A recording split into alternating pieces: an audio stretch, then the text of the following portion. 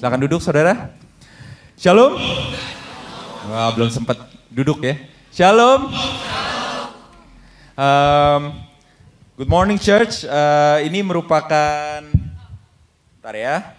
suatu yang sukacita untuk saya bisa menyampaikan firman Tuhan di rumah sendiri gitu ya.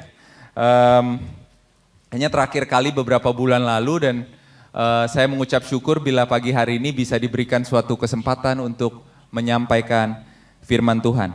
Nah, firman Tuhan pagi hari ini akan diambil dari Ibrani 11 ayatnya ke-8 sampai 16. Ya, coba dilihat dulu ya, dibuka ya untuk yang bawa Alkitab, ada yang di tab-nya, ada apanya dibuka dulu. Nah, ini memang kita ada di suatu seri tentang iman. Jadi dari minggu ke minggu kayaknya udah sekitar 2-3 minggu kita berbicara soal faith, soal iman apa itu iman, kenapa kita harus memiliki iman, dan minggu ini tidak terkecuali masih kita akan berbicara soal iman gitu ya, kira-kira seperti itu. Dan kalau misalnya saya bulan ini nih saya anniversary gitu ya, anniversary pernikahan ya. Ya, boleh lah ya. Besok ya. Besok hari anniversary ya. Tapi ada sesuatu, saya kemarin pada saat saya menyiapkan khotbah ini, saya merasa di dalam 12 tahun pernikahan saya, pernikahan belum terlalu lama ya, di sini ada yang udah puluhan tahun ya. Tapi di dalam 12 tahun pernikahan saya, apa sih kalau kita berbicara soal iman, ada nggak sih yang ngetes iman saya selama 12 tahun? Kira-kira gitu. Nah, Jacqueline langsung nutup mukanya ya. Dan saya merasa ada satu saat di mana saya selalu menguji iman saya, yaitu kalau ke supermarket. Kalau ke supermarket udah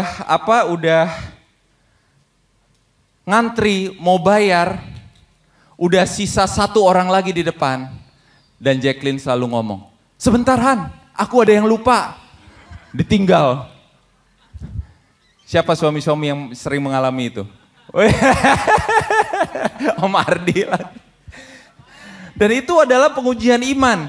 Jadi sampai ke depan, itu barang-barang mulai di-scan satu persatu, dan saya merasa, ini Jacqueline bakal balik gak sih sebenarnya? Sampai udah barang-barang terakhir tuh. Sampai akhirnya satu waktu saya bilang, udah bayar aja Mbak. Dan akhirnya dia datang, saya bilang ngantri lagi aja kamu. Kayak gitu. Dan itulah iman. Kalau ya ini bercanda aja ya. Tapi iman kita kepada Tuhan Yesus itu seperti itu kira-kira. Yakin gak sih kita Tuhan bakal balik? Are you sure? Iman itu tentang itu. Are you sure he will come back? Yakin gak kita dia bakal balik lagi untuk kita? Kalau kita yakin bahwa dia akan balik lagi, kita pasti akan setia menanti dia. Benar ya? Tapi kalau kita nggak yakin, ya udahlah kita check out aja, bayar, selesai. Ya kan? Karena kita nggak yakin dia balik. Tapi kalau istri aja kita yakin dia balik, masa Tuhan enggak? Gitu ya? Amin? Jadi kalau udah sampai depan, istri masih belum ada, ditungguin apa bayar? Ya bayar aja ya. Kan bukan Tuhan. Oh, siapa bilang? Om Sam yang baik. Gimana Om Ardi? Bayar ya, siap. Nah itulah kira-kira, ya itu bercanda sedikit ya. Cuman itu itulah iman apabila kita percaya bahwa Tuhan akan datang kembali. Dan kalau kita percaya dia akan datang kembali, hidup kita kira-kira seperti apa sih? Kalau kita tahu dia akan datang, kira-kira hidup kita seperti apa? Nah itulah iman. Dan kita akan melihat Ibrani 11 ayat ke-8 sampai ke-16. Saya akan membaca bagian genap dan saudara bisa membaca bagian ganjil, dan kita akan silih berganti untuk membaca ya. Ibrani 11 ayatnya ke-8 berkata, "Karena iman Abraham taat ketika ia dipanggil untuk berangkat ke negeri yang akan diterimanya menjadi milik pusakanya. Lalu ia berangkat dengan tidak mengetahui tempat yang ia tujui.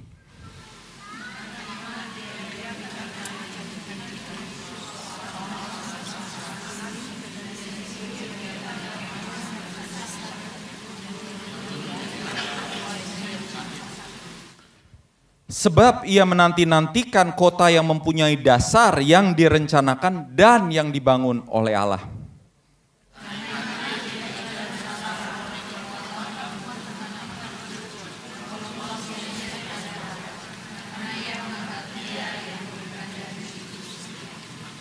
Itulah sebabnya, maka dari satu orang, malahan oleh orang yang telah mati pucuk, udah mandul ya, terpancar keturunan besar seperti bintang di langit dan seperti pasir di tepi laut yang tidak terhitung banyaknya.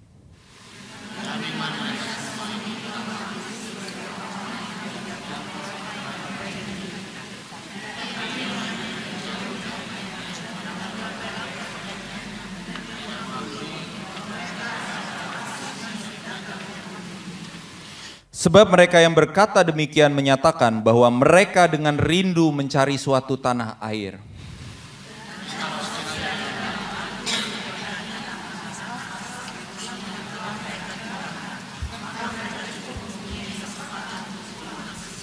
Dan ayat terakhir, tetapi sekarang mereka merindukan tanah air yang lebih baik, yaitu satu tanah air surgawi.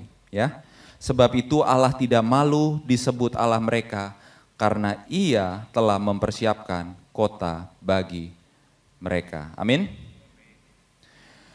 Itulah pelajaran iman yang bisa kita dapat dari Abraham.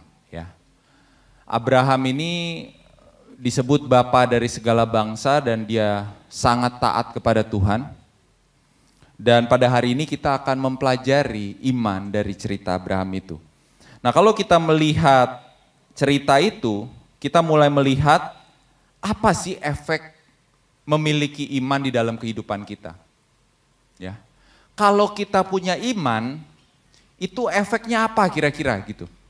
Ya. Kayak gimana sih kita hidup kalau kita punya iman, kira-kira begitu ya. Dan satu hal yang bisa kita pelajari yang pertama adalah kalau kita lihat di ayatnya ke-8, dikatakan karena iman, Abraham taat. Karena iman, Abraham taat. Ingat ya. Yang pertama, karena iman, Abraham taat. Karena iman, kita juga taat. Ketika ia dipanggil untuk berangkat ke negeri yang akan diterimanya menjadi milik pusakanya, lalu ia berangkat dengan tidak mengetahui tempat yang ia tujui. Ya. Kalau kita tahu tempat yang kita tujui, saya mau ke Bintaro Exchange, terus dibilang Win ke Bintaro Exchange, itu namanya bukan iman, karena kita sudah mengetahui. Tapi kalau iman itu, kita tidak mengetahui ujungnya, tetapi kita taat kepada Tuhan. Itulah iman. Itulah mengapa kalau iman kita kuat, kita pasti taat. Ya. Kalau Tuhan bilang jalan ke sini, kita taat, ya kan? Tuhan bilang jaga kesehatan, kita jaga kesehatan, ya kan? Kalau Tuhan bilang jangan bergadang, kita nggak bergadang. Tuhan bilang jangan mencuri, kita nggak mencuri. Kalau Tuhan bilang banyak-banyaklah mengasihi orang lain, kita banyak mengasihi orang lain. Taat kita. Tapi kalau iman kita sedang-sedang aja, pasti ketaatan kita juga sedang-sedang aja. Ya. Kadang taat, kadang enggak. Oh, yang besar-besar taatlah, kalau ke gereja taatlah. Tapi kalau yang kecil-kecil, nonton video ini, nonton apa, oh itu nggak apa-apalah. Taatnya setengah-setengah. Imannya setengah, taatnya setengah. Ya kan? Oleh karena itu Yakobus mengatakan iman tanpa perbuatan pada hakikatnya adalah mati. Itu seperti satu koin di mana perbuatan kita itu memperlihatkan iman kita sebenarnya. Jadi kalau misalnya kita lebih sering gak taat, jangan-jangan kita gak punya iman. Jangan-jangan kita gak punya iman. Karena di situ dikatakan karena iman Abraham taat. Karena tidak ada iman, Abraham tidak akan taat. Itu jelas tertulis di situ. Misalnya kalau kita pergi ke dokter gitu ya, dan kita bilang, dok sakit flu, akhir-akhir ini banyak flu ya. Dok saya flu nih. Oh ya kalau flu itu virus, banyak minum, banyak istirahat, pasti gitu ya. Saya berikan obat, tapi obat ini akan ngantuk. lalu kita pulang ke rumah, nggak istirahat, bergadang, nggak minum obatnya. Artinya apa?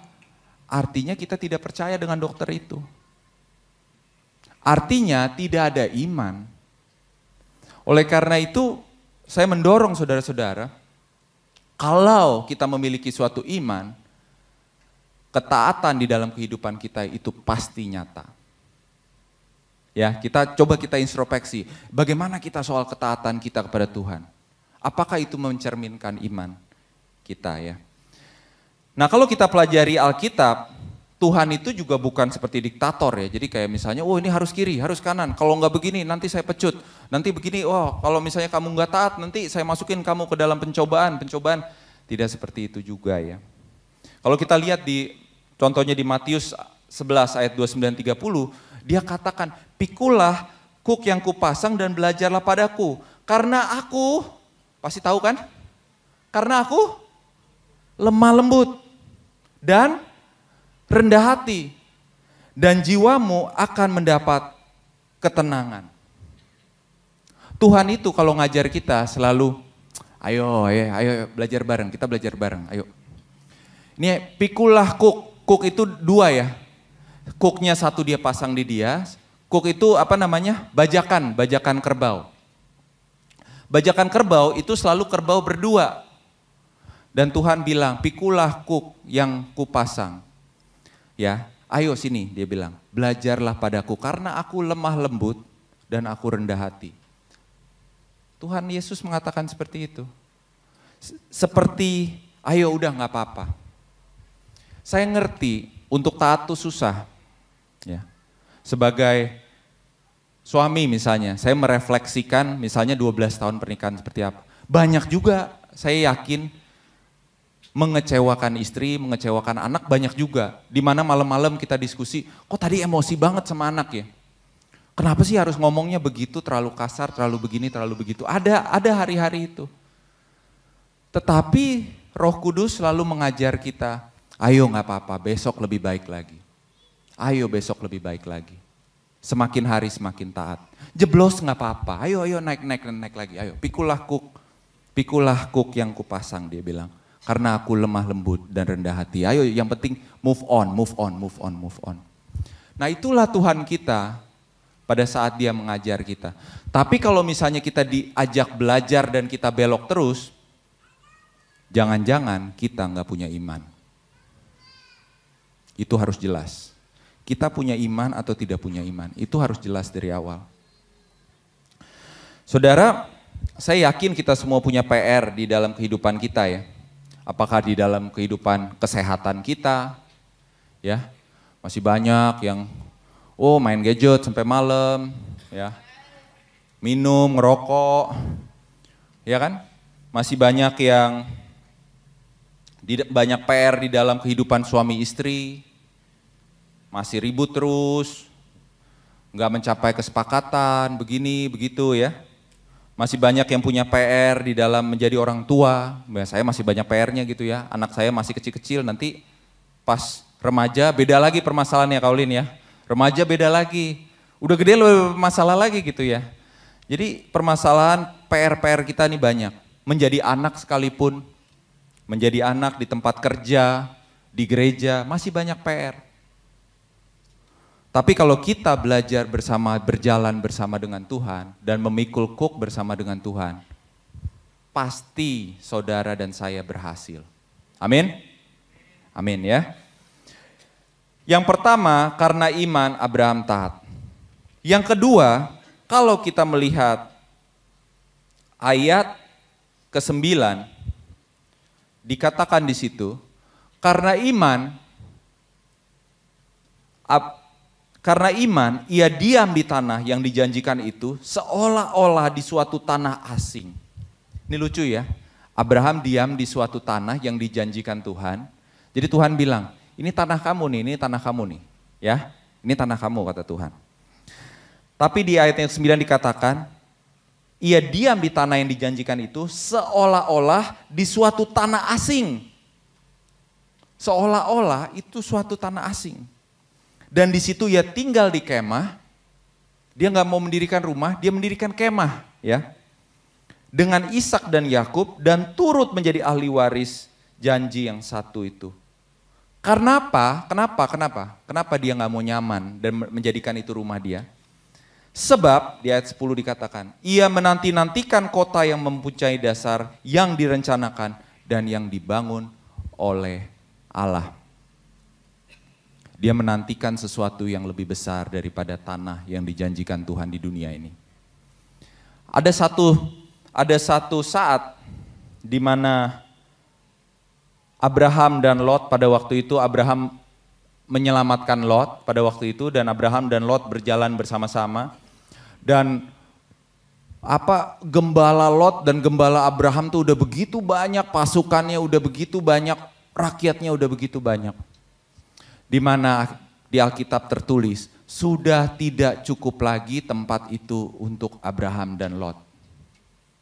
Dan apa yang dilakukan oleh Abraham? Dia bilang, Lot, kamu pilih aja dulu tempat yang kamu mau. Luar biasa kan? Abraham ini lebih berkuasa dari Lot loh. Abraham ini yang menyelamatkan Lot. Tapi dia datang kepada Lot dan dia berkata, Lot, lihat, apa yang kamu mau kamu pilih dulu. Saya ambil sisanya. Ini bukan sesuatu yang secara dunia pasti kita hadapi. Kalau di dalam dunia, ini hak saya dulu nih. Hak saya ambil dulu. Oh Lot, kamu memang punya hak, tapi kamu jangan sampai nginjek kaki saya. Kalau dunia tuh pasti seperti itu, saudara. Tapi kalau Abraham tuh mengerti bahwa berkat itu berasal dari Tuhan. Maka dia berkata, Lot, lihatlah, pilih dulu aja Lot, pilih. Dan Lot lihat ke Sodom dan Gomora, melihat bukit-bukit begitu hijau, dan Lot bilang, itu punya saya. Lalu Abraham datang kepada Tuhan, dan Tuhan berkata kepada Abraham, Abraham, lihat sekitar kamu. Abraham lihat, kenapa? Terus Tuhan bilang, segalanya milikmu. Kalau Tuhan ingin memberkati, semudah itu kok sebenarnya. Segampang itu. Gak perlu susah-susah, gak perlu milih ini, milih itu. Kalau Tuhan mau memberkati kita, gampang kok. Gak susah seperti itu. Oleh karena itu orang Kristen tidak boleh nyaman di dunia ini. Ya, kita lihat Abraham tinggal di kemah. Abraham dan Ishak tinggal di kemah, dia bilang. Di tanah yang dijanjikan Tuhan, dia tetap tinggal di kemah. Kenapa? Karena dia tidak mau nyaman hidup di dunia ini. Ya. Di ayat 10 dikatakan menantikan kota yang mempunyai dasar, direncanakan dan dibangun oleh Allah, bukan tangan manusia. Di mana? Di surga. Dia menantikan suatu kota di surga, bukan di dunia ini. Makanya kalau misalnya kita di dunia ini, kita harus jadi WNA gitu ya. Jangan jadi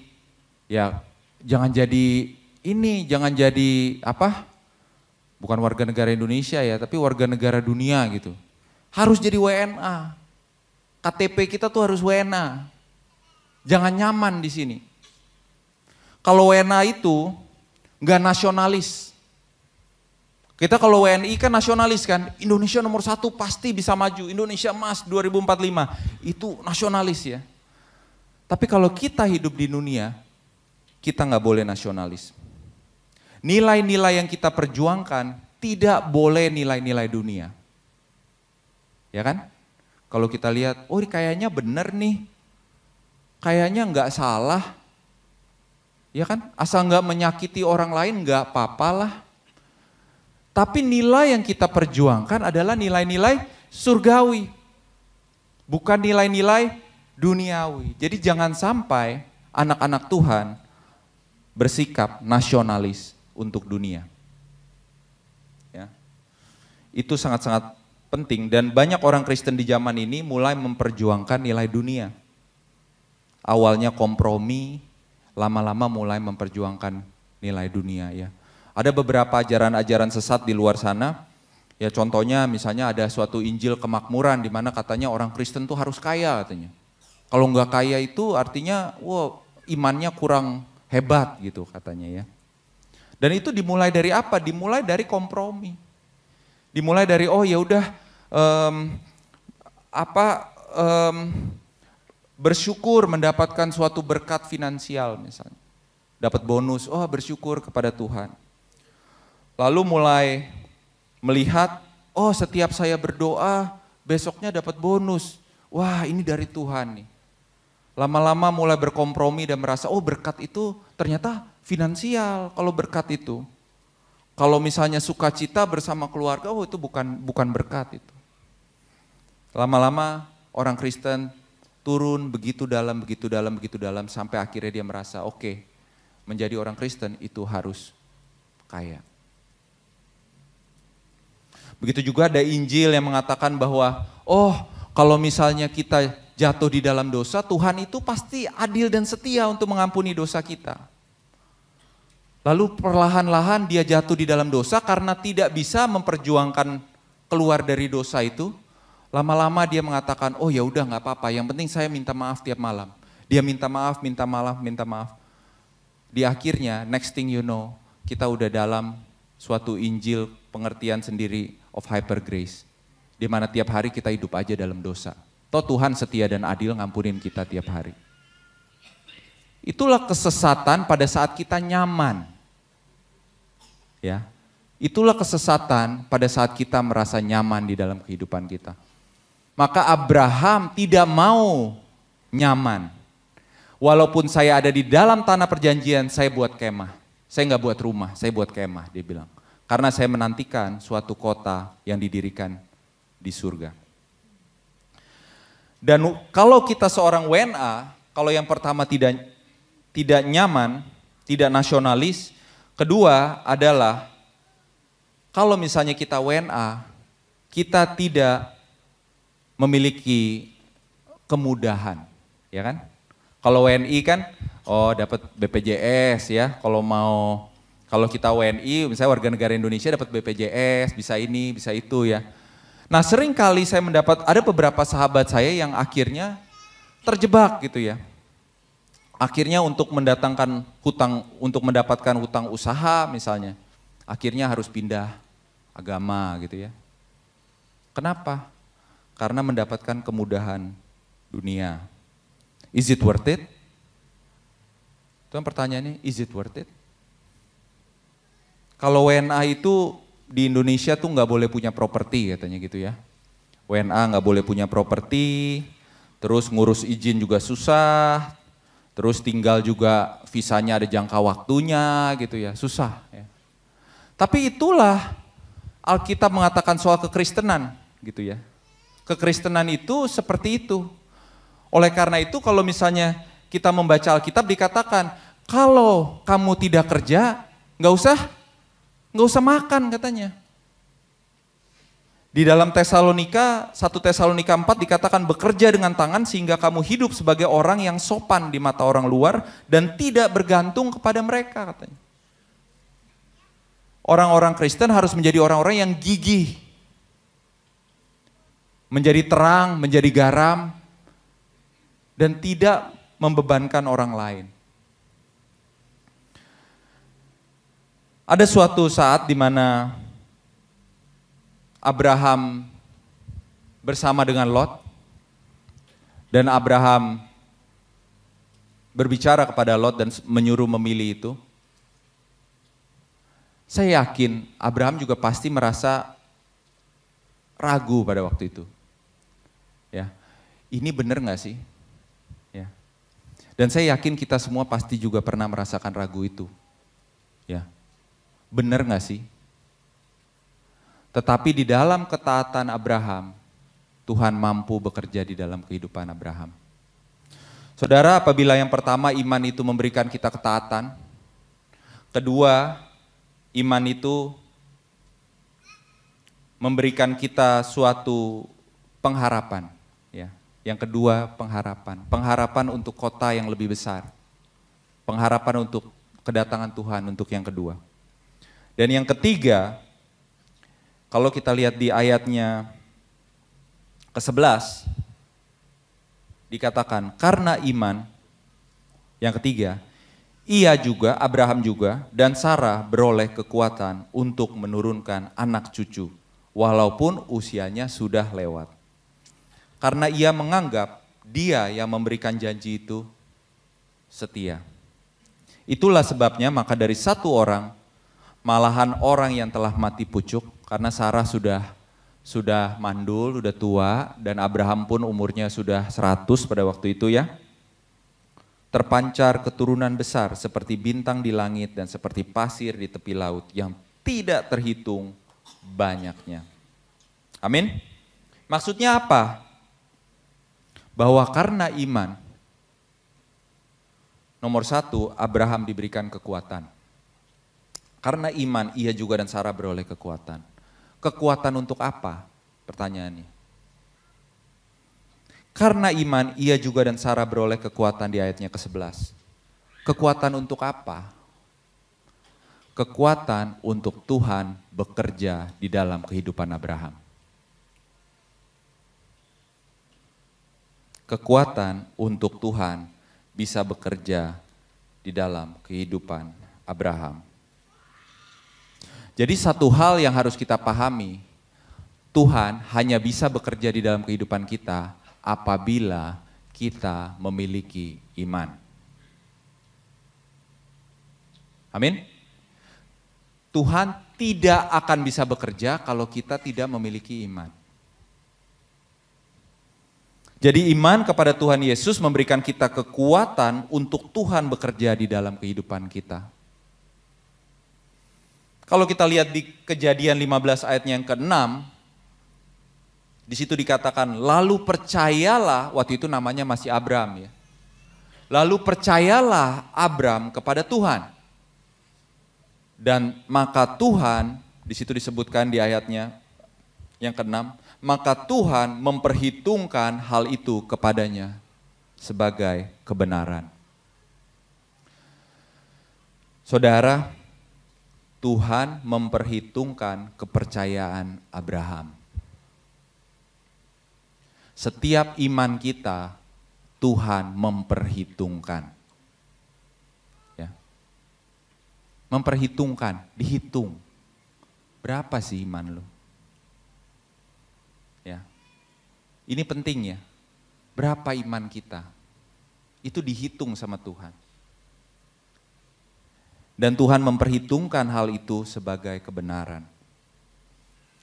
Jadi apabila kita punya iman, Tuhan bisa bekerja di dalam kehidupan kita. Apabila kita enggak punya iman, maka Tuhan juga enggak akan bisa bekerja di dalam kehidupan kita. Lalu gimana pertanyaannya, kalau misalnya Abraham enggak punya iman, kira-kira Tuhan terus gimana? Ya kan? Kalau kita enggak punya iman, lalu Tuhan enggak bisa pakai kita, terus gimana? Ya ada orang lain yang punya. Susah amat sih. Kalau bukan Abraham, ya ada orang lain yang akan Tuhan percayakan. Tapi karena Abraham taat, maka Abraham masuk di dalam Alkitab. Dan apabila kita taat, kita juga masuk ke dalam kitab Tuhan. Tapi kalau misalnya kita enggak taat, kita tidak memiliki iman, maka kita tidak akan dipakai oleh Tuhan.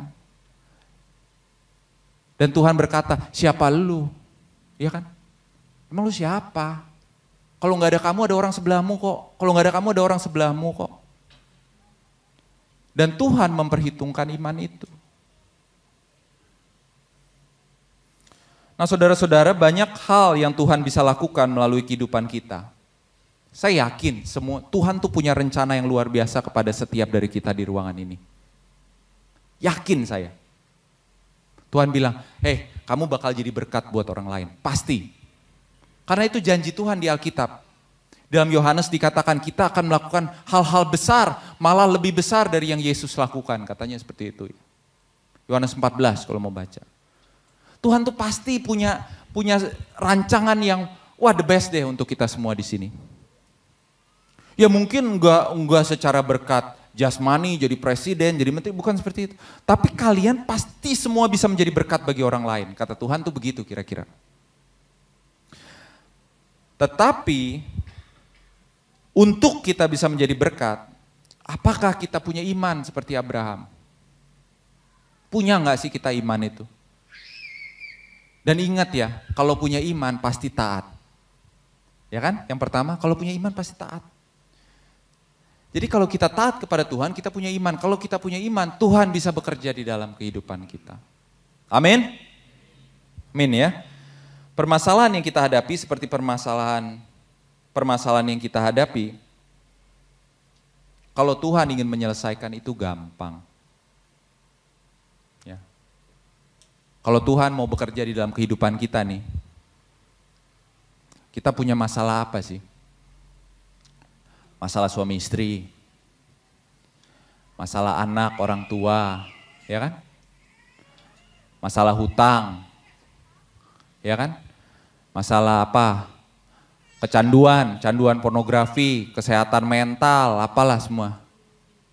Kalau Tuhan mau menyelesaikan urusan-urusan itu di dalam kehidupan kita, itu gampang. Tapi untuk Tuhan bekerja, kita harus punya iman itu. Kalau kita tidak memiliki iman itu, Tuhan tidak akan bisa bekerja di dalam kehidupan kita. Ya. Nah mungkin ada dari kita yang mungkin nanya ya, kayak misalnya kita tahu dari mana sih maksudnya kalau iman itu seperti apa? Ya, saya mendorong untuk Bapak Ibu baca Alkitab ya. Baca Alkitab harian, renungan, doa, dan saya yakin Roh Kudus berbicara kepada setiap dari saudara. Roh Kudus itu ngomong kok. Ketika saya mau membuat pilihan yang salah, itu Roh Kudus ngomong kok sebenarnya. Win, gini Win gitu ya. Tapi kadang kita aja yang bandel kan. Kadang kita, enggak lah. Sebenarnya tahu kok gitu. Kalau kita baca Alkitab, kita berdoa, itu Roh Kudus ngomong di setiap mau membuat keputusan tuh Roh Kudus pasti ngomong. Win, gini. Yang benar. Tapi masalahnya kita punya iman untuk taat atau enggak. Dan kalau kita mau Tuhan bekerja di dalam kehidupan kita, kita harus memiliki iman. Amin? Iman. Jadi karena iman yang pertama kita menjadi taat kepada Tuhan. Karena iman kita hidup di dalam pengharapan, tidak melihat apa yang ada di dunia. Dan yang ketiga, kita mendapat kekuatan supaya Tuhan bisa bekerja di dalam kehidupan kita. Itu tiga hal yang hasil dari memiliki iman di dalam kehidupan kita. Saya akan menutup dengan beberapa ayat ini untuk penghabisan, ayat 13 sampai ke 16. Ayat-ayat ini menjelaskan bagaimana bahwa iman bukanlah janji Tuhan yang terpenuhi ataupun terpenuhi dengan cara kita. Ya. Kalau kita lihat di ayatnya ke-13, di situ dikatakan dalam iman mereka semua ini telah mati sebagai orang-orang yang tidak memperoleh apa yang dijanjikan. Saudara, mati dengan tidak memperoleh apa yang dijanjikan. Kalau kita lihat di sini, jelas dikatakan bahwa janji Tuhan itu tidak terpenuhi di dalam kehidupan mereka. Ataupun tidak terpenuhi dengan cara yang mereka inginkan. Tetapi mereka mati dengan iman bahwa suatu hari janji itu pasti terpenuhi. Itulah di mana kita harus menghadapi hal ini. Maka di situ dikatakan, tetapi yang hanya dari jauh melihatnya dan melambai-lambai kepadanya dan yang mengakui bahwa mereka adalah orang asing. Mereka mati tanpa merasakan janji Tuhan di dunia ini ataupun di generasi mereka. Namun iman membuat mereka mampu percaya penuh sampai mati. Itu yang penting. Apakah iman kita itu sungguh-sungguh kita pegang sampai mati? Ya. Saya ingat Joshua pada sebelum dia meninggal dia mengatakan, kekuatan yang aku miliki masih sama pada waktu dulu aku masuk ke tanah perjanjian dan perang. Ya.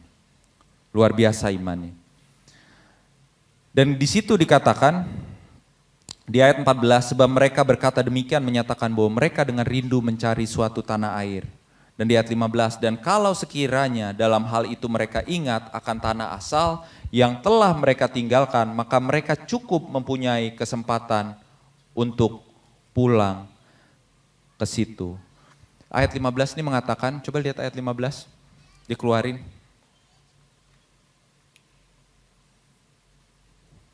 Ya.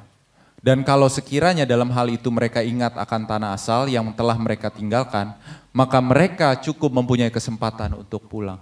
Bisa aja mereka kecewa. Ya kan? Bisa aja mereka kecewa. Wah, udah ikut Tuhan begini lama, masih susah, gini, udah aku pulang aja deh. Bisa aja mereka kecewa. Tapi yang di-highlight di sini adalah karena iman mereka, mereka taat sampai akhir. No looking back. Ya.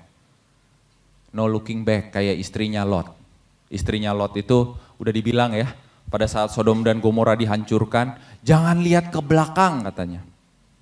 Tapi istrinya Lot lari, dia pikir keluarganya, mantu-mantunya masih ada di belakang, hartanya semua di belakang, dia lihat ke belakang dan jadi tiang garam. Siapa nama istri Lot? Ibu Lot, betul. Pintar. Ya. Dan kalau misalnya kita lihat ayat 16, ya. Dikatakan, tetapi sekarang mereka merindukan tanah air yang lebih baik, yaitu tanah air surgawi. Sebab itu Allah tidak malu disebut Allah mereka. Karena ia telah mempersiapkan sebuah kota bagi mereka. Mereka taat mengetahui pengharapan mereka kepada Tuhan itu benar. Dan Tuhan sudah mempersiapkan yang terbaik untuk mereka. Ayatnya ke-16 ya, tapi sekarang mereka merindukan tanah air yang lebih baik. Tidak merindukan apa yang ada di dunia ini, but looking up, ya, mengetahui bahwa Tuhan sedang mempersiapkan yang terbaik untuk mereka. Juga kepada saudara-saudara kita semua ya, He's preparing the best, ya, Dia sudah mempersiapkan yang terbaik untuk kita kok, tenang aja, ya. Just do your best. Tuhan sudah mempersiapkan yang terbaik kok. Itu jelas. Ya. Di akhir dikatakan di situ ya. Di ayat yang ke-16, sebab itu Allah tidak malu disebut Allah mereka. Karena ia telah mempersiapkan sebuah kota bagi mereka. Kalau memang janji Tuhan itu palsu, Allah tuh malu, tahu gak sih? Kalau janji Tuhan itu palsu, Allah tuh malu. Tapi dia bilang, Allah tuh gak akan pernah malu. Karena dia tahu dia mempersiapkan the best, yang terbaik untuk setiap dari kita. Saya teringat seorang tokoh Alkitab lainnya namanya Musa ya. Pasti tahu saudara Musa ya. Musa itu juga sama. Musa itu memiliki misi yang diberikan oleh Tuhan. Musa, kamu akan keluar dari Mesir dan masuk ke tanah perjanjian, betul ya? Tapi apakah dia masuk? Did he? Gak masuk ya.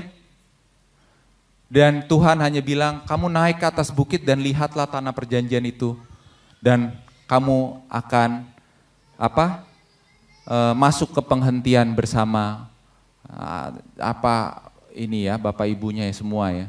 Maka dia naik ke bukit itu dan dia lihat tanah perjanjian dari jauh.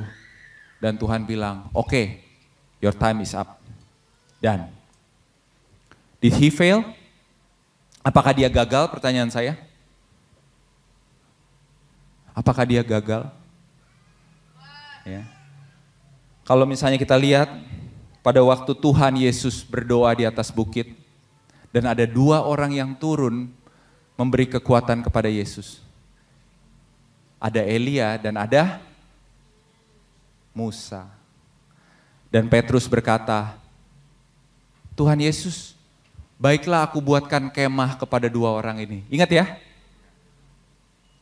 Musa memiliki peranan penting di surga. Ya. Jadi kegagalan kita yang kita alami, yang kita lihat dan kita persepsikan sebagai suatu kegagalan, tetapi bagi Tuhan bukanlah seperti itu. Ya. Tuhan melihat ketaatan kita di dunia ini.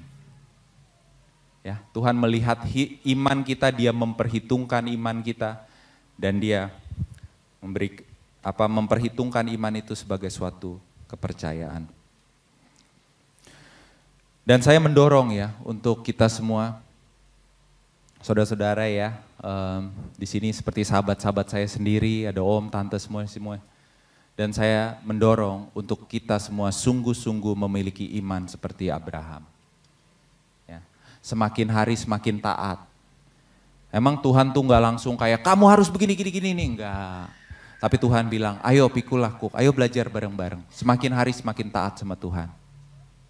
Kedua, pengharapan, ya. Jangan lihat apa yang di depan mata, mengejar, ini harus dapat ini seperti dia ya, tanah, kesannya tanah luar biasa gitu.